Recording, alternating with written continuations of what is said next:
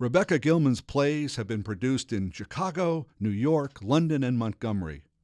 Spinning into Butter is currently being made into a film starring Sarah Jessica Parker. I spoke with Rebecca Gilman at Writing Today, the annual conference for writers and readers at Birmingham Southern College. Well, thank you for coming in. Thank you for having me. Rebecca, this is a real pleasure. I've been hearing about your productions without being able to see them. And now I've actually had the pleasure of reading the ones that are in print, and I'll read the ones that come into print as they come along. Oh, good. You're a native daughter. I am. You are a Birmingham native. I am. I grew up actually in Trussville, which is right outside of Birmingham. And school? I went to high school at Altamont School here in Birmingham, and then I graduated from Birmingham Southern College.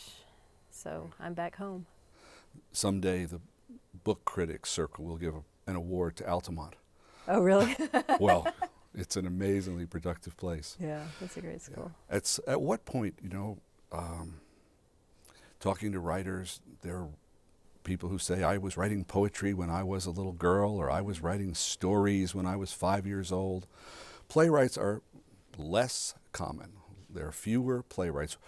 When did one, and how does one decide that that's the road you're going to travel?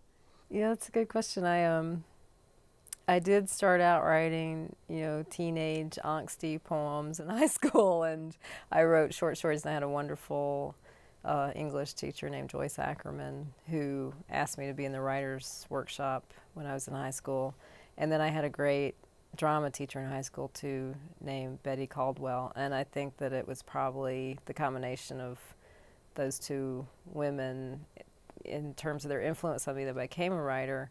But I started in high school writing sketches for homecoming and things like that, and I think I was just always drawn to plays and had read a lot of plays sort of by accident.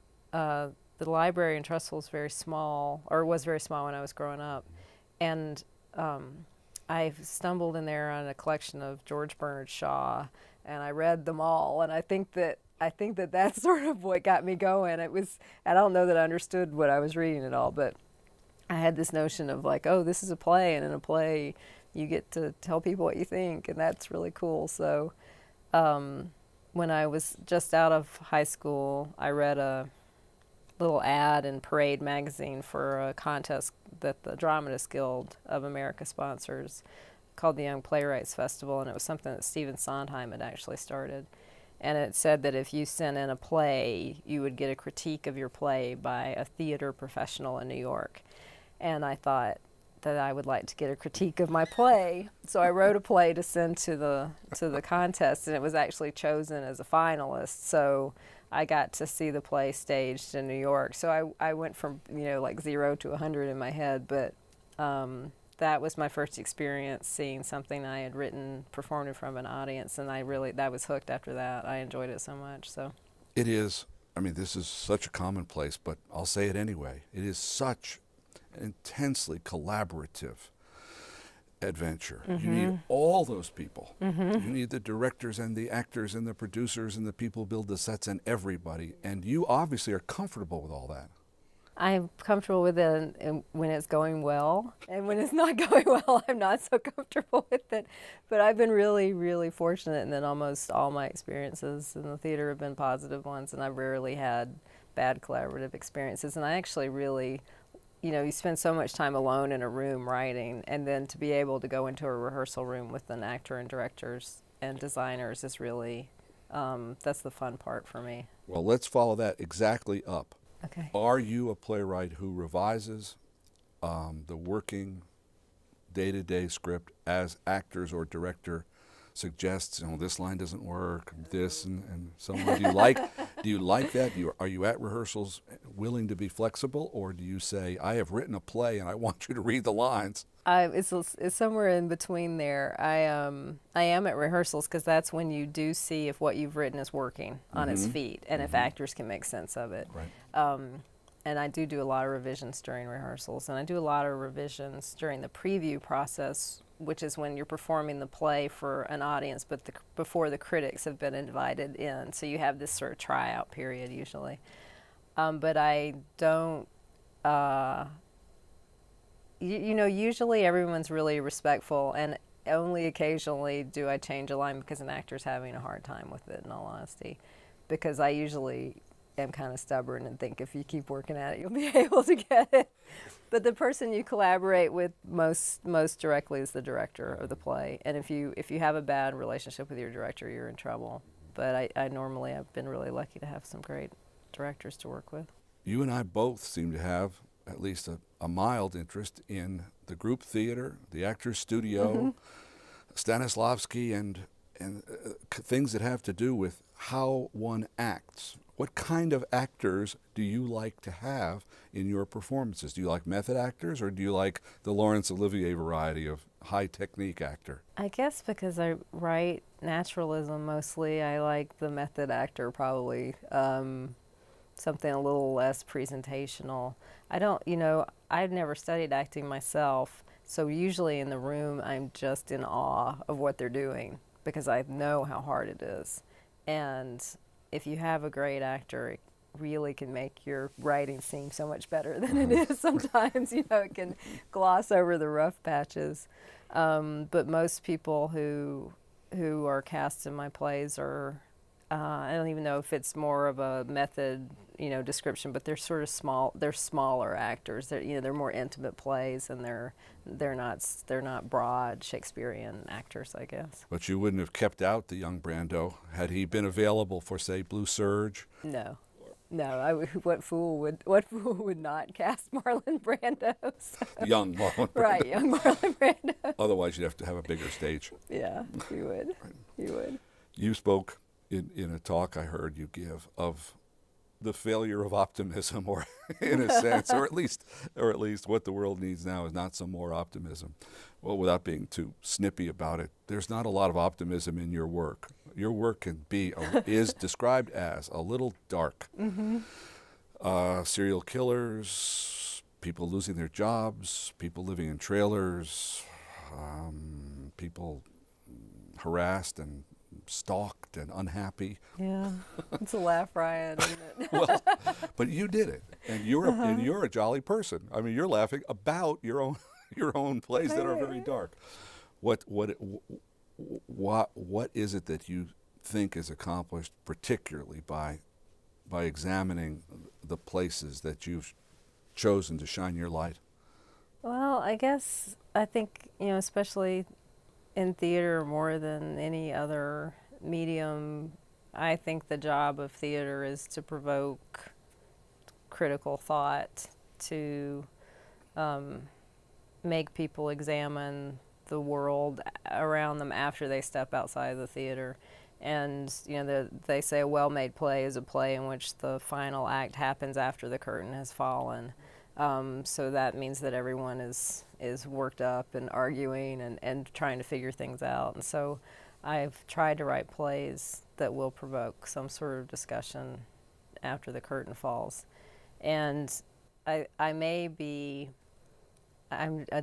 do think I'm a generally happy and content person, because actually writing plays for me is really therapeutic, because I generally am really angry about something, or I'm gnawing some bone in my head and I want to figure things out. And once I've finished the play, I kind of don't worry about it anymore. It really allows me to sort of move on as a person. So, but and it may have been reading all that George Bernard Shaw when I was a kid, I don't know, but I do think that the role of the theater is to provoke and excite in an immediate collective way, and make people as a group think about what's going on in the world and what they can do to fix it. So, would you be unhappy if people spoke of you as a political playwright, or an ideological playwright, or a playwright who had espoused a particular position and wanted change in the world? Does that all work for you? That's fine. People have called me an idea playwright, and I don't. Mm-hmm. I think that the only time I ever am bothered about it is I also do think my plays are very funny,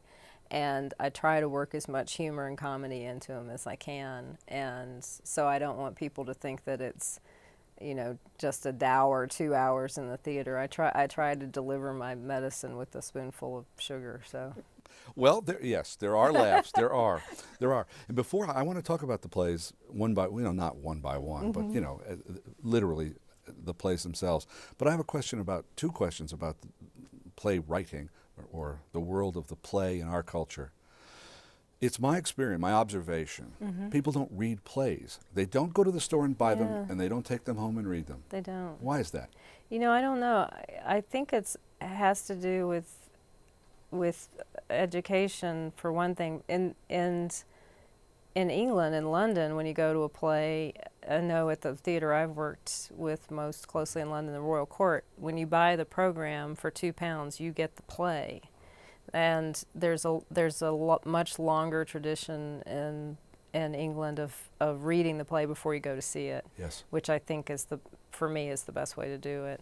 I just don't think that, with the exception of, you know, sort of the canonical plays, some Shakespeare and The Crucible and Death of a Salesman, or, you know, Tennessee Williams, that theater and plays are just not taught very much in classrooms in the United States, I don't think. And so people don't get in the habit of reading plays, which I think is unfortunate.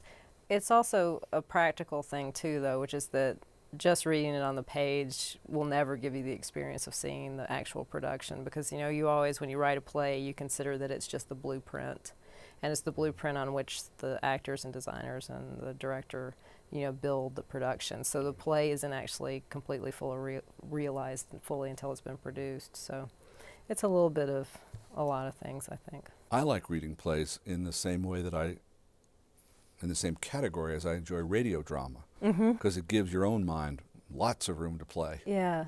And I think people don't know how to read plays very well, and so it seems oddly flat and weird to them on the page. And it's only after practice that you do the filling in with your imagination of what it's going to look like when it's actually staged. But you're not going to do that unless you've been to a fair amount of theater, I think. And if people aren't taking, you know, students or young people to the theater, then they don't have that imaginative language to think about it. So another subject that's, because you and I seem to have been reading some Richard Schickel lately, this is also on my mind. He's really vicious about reviewers of theater and film. Really? He thinks they mostly stink. And in what regard does he think that their analysis is not particularly well thought out? Or? Right. He thinks they're undereducated, that they rarely understand what the play is actually about, especially dailies, rather than, say, monthlies or quarterlies. How do you feel about theater reviewing in America? I know this is just, you could write a book. But, I could write a book. What do you think? Yeah. Do plays get a good shot? Do they get a fair shake? In a lot of ways they don't. I mean, there are some really good critics out there, and the good critics, you know, in Chicago, our critic for the Tribune is a guy named Chris Jones, and Chris has a PhD in theater history, and he knows theater. So when he goes to see something, if it's supposed to be, you know, agitprop, or if it's supposed to be commedia dell'arte, or he knows what it is you're trying to do, and he analyzes it accordingly. But then, you know, there's also, you know, some guy who writes sports 5 days a week, and then they send him to see a play on the weekends, and he's just not, you know, adequately prepared. The thing that is unfortunate right now, and has been the case for years and years and years, and I'm like the 800th person to complain about this, is that in New York City, the New York Times defines everything. And if you get a bad review in the Times, that's the end of your show. Too much power in too few hands. And the Times, to their credit, have really tried to address the problem by having multiple reviewers. It used to be, you know, if you didn't please Frank Rich, that was that, you know. But it's still, and you know, I don't know what the Times does. I feel like it's actually some collective thing that if we stopped investing them with so much power, maybe they wouldn't have so much power over the theater. But they can close a show, you know, with one bad review. So. Well, shows are very expensive. Before people spend their $110 for a seat, they want to be assured by somebody that it's good. And if Frank Rich or someone says it's not, it tips the balance and they don't go. And it's a huge problem here that plays are so expensive to go see on Broadway, and that you're spending, you know, $150 for a ticket, and, you know, not to glorify London again, but in London, a lot of the theater is subsidized. Right. And that means that you can get a £10 ticket, and then if a play doesn't do, you know, spectacularly well on its opening night, it has a chance to have a life and get an audience. And I think that that's probably why you see so much more interesting new plays coming out of England and then London there's right always now. Leicester Square at the kiosk to Yeah. get it for half price, Yeah. which we don't seem to do. Yeah. Don't want to leave without talking about some particular plays. Of the several that I've read, I like Spinning into Butter the best. I guess I can't tell you why exactly. It's the one I like the best, and Sarah Jessica Parker is making it into a movie. It's been filmed, and this is all new for me, so I don't know exactly what's going on. I guess they're editing it and doing something with some music And or she something. will star. She will be the Lady Dean in the Vermont College, which bears no real resemblance. We should not think it's Middlebury. No, No, not of at course all. not. No, I didn't go to Middlebury, so no. The in the play. By the way, does the play owe something to Oleana? Are you connected?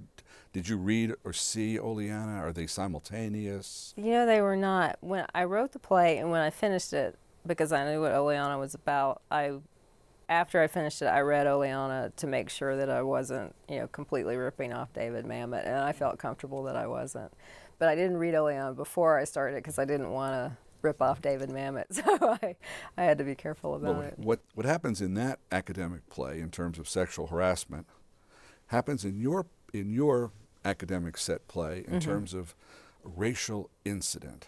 Now, I think you don't agree with my reading of the play. Well, we may not be too far apart. I don't know. I thought that your protagonist, your dean, was a person of goodwill and a good citizen and was not a racist. She got caught up in an awful mess, but I like her and I wish her well.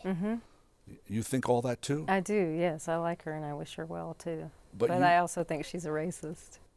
Only in the sense, not in any overt sense, surely. No, and that's what I was trying to get at. I think is that when we think of racists in the United States, we think of stereotypical. We think of the KKK or the Southern sheriff who calls everybody boy or something, and so that allows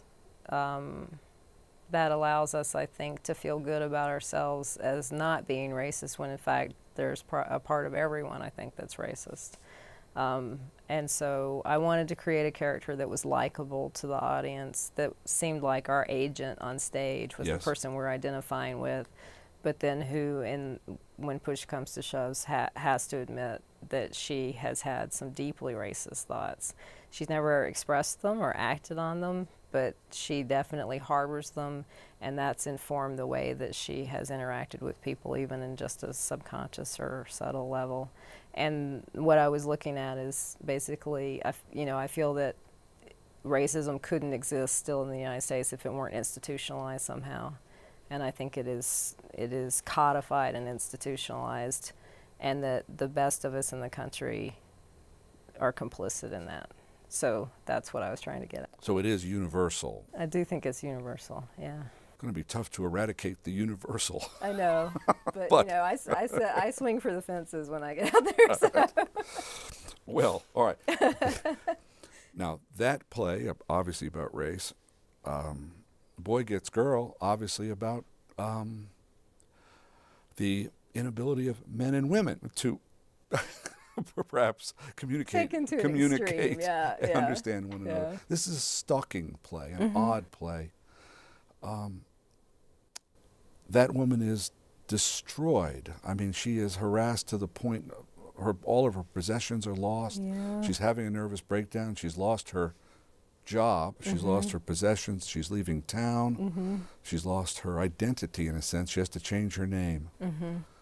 It's very really extreme, no? Really funny, isn't it? Funny? No. What about, does this, I mean, I thought of that young man as a lunatic, a psychotic. And I've tried, and he is obviously the man who stalks her, but I did try to make the point that he exists on a continuum, and that his behavior is the extreme end of that, but that there's a lot of what we think of as really normative behavior, normalized behavior that's not so off from what he does. And I play with the idea of when you look at romantic comedies, when you look at, pop culture or romantic comedies or romantic songs, if you take one step back, they're almost all about stalkers. And there was a point I originally called the play Boy Meets Girl, but there's another play by Sam and Bella Spiewak by that name, and the Spiewak estate contacted us and asked us to find another title. Oh, I think Boy Gets Girl is better. It is better, but when the director, Michael Maggio, and I were trying to think of new names, we came together with a list that we had compiled separately, and our entire list were romantic song titles, like Someone to Watch Over You, or On the Street Where You Live. Because when you start thinking about, like, On the Street Where You Live is really like the stalker's anthem when you think about it. He's just hanging around, looking at your window and stuff like that. So Silhouettes on the Shade. Yeah, so I from just, years ago. and I always, I teach playwriting, and I always say to my students, you have to make the stakes as high as you possibly can. So that's sort of often where those extremes come from. But so I tried to make the stakes as high as I could in that play. So when the young man perseveres in his attentions, he is kind of a neophyte stalker working his way towards criminal behavior. That's the other thing, is people think I'm anti-romantic. I'm actually not. Okay. But I just think you need to look at, how you've been trained to regard one another is really the essential thing, and that, Spinning into Butter is about someone who objectifies people of another race, and Boy Gets Girl is about what it's like to be on the other end of that objectification, I think. In Spinning into Butter, the characters are very well educated. They're university deans or college deans. And in Boy Gets Girl, they're white collar. They're New York publishing, writing, editing people.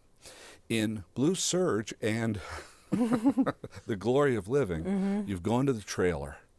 You've gone you've left the upper middle classes, and you've gone to a whole nother layer of American culture.